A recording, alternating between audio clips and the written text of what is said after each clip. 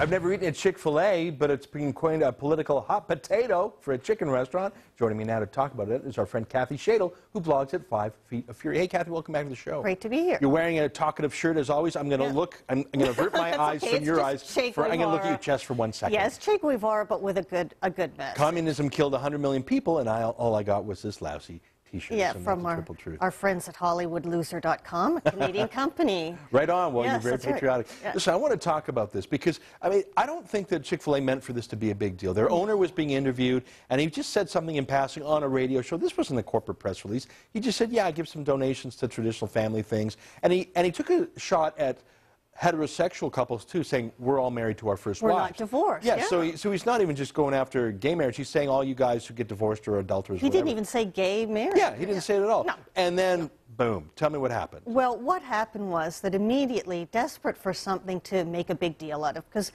we have civil rights. So if you want to stay in the civil rights industry, you kind of have to manufacture these fake outrages so that you can keep collecting your salary. And people decide to have a Chick-fil-A boycott.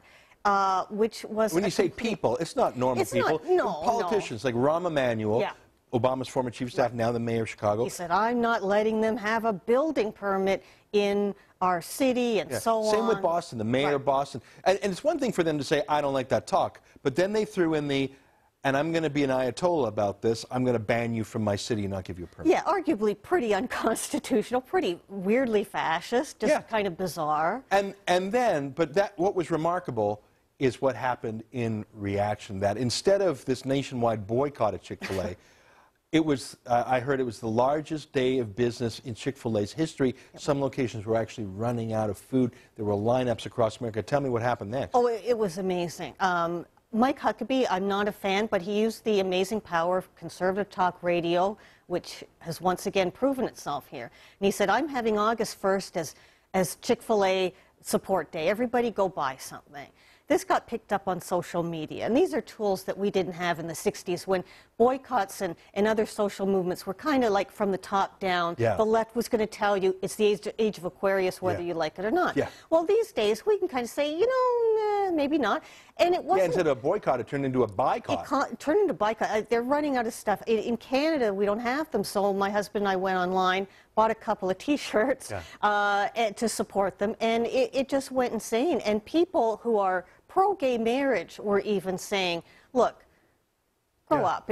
Some guy said something on the radio. Because it was a free speech. It really is. Now, here, work with me for a second. Imagine if the shoe was on the other foot. Work with me here. Yeah. Instead of a left-wing mayor, like Rahm Emanuel and this Boston mayor, blackballing a right-wing company, imagine if a right-wing mayor, say Mayor Rob Ford in Toronto, or some right-wing Tea Party candidate said, hey, you, Ben & Jerry's, or some other left-wing company like Lush, or what are these? A gay bookstore. Yeah, a gay bookstore said, I'm not going to give you a permit. I mean, you don't have our Canadian values.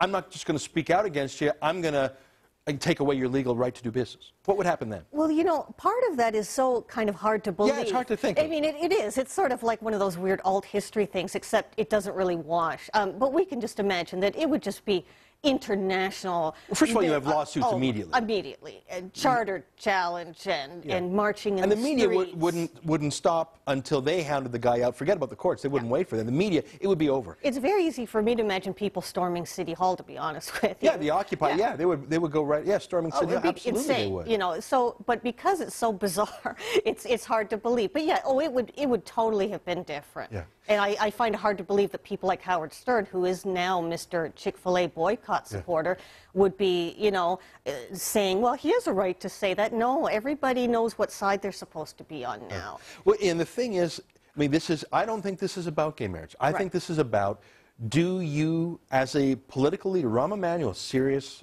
political leader at a high point in public life, to say, I will block you from coming into my... And it's not just rednecks.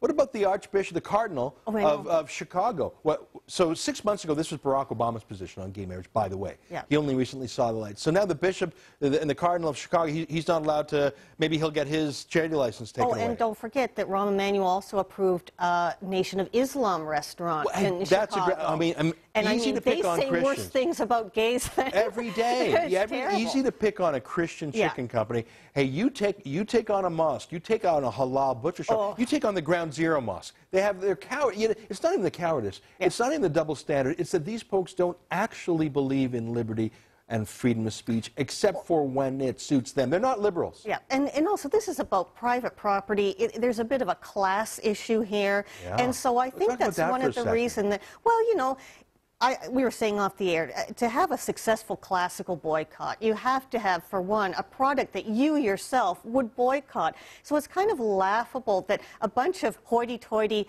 blue state people who wouldn't set foot in a Chick-fil-A are suddenly going to boycott something they don't go to. So it's dumb. It's really stupid. Yeah. So I think some people were reacting to a kind of a class thing, like they do when people pick on Glenn Beck or Sarah Palin. They think it's a dig against them. Yeah. And yeah, it is private property. I mean, you know, here's a private company. The man is saying something. He wants to put a vicinity. And suddenly people, I've noticed this lately, are talking about places like Chick-fil-A, like they're sort of public utilities. Like everyone has kind of a right to tell them how to run their business. And that's, well, your magazine and McLean's too.